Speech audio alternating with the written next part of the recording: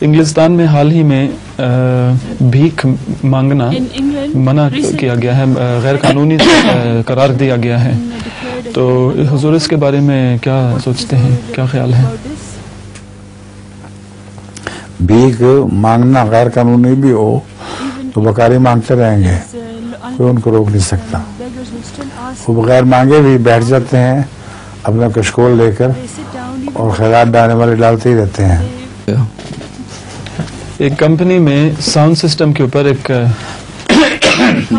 ایک اعلان آتا ہے، کیا جاتا ہے، اور جو بول رہا ہے وہ کہتا ہے کہ ہم ساؤنڈ سسٹم کو بحال کرنے کی کوشش کر رہے ہیں، ساؤنڈ سسٹم کو، تو اگر آپ نے یہ نہ سنا ہو تو ڈائریکٹر سے رابطہ کیجیے۔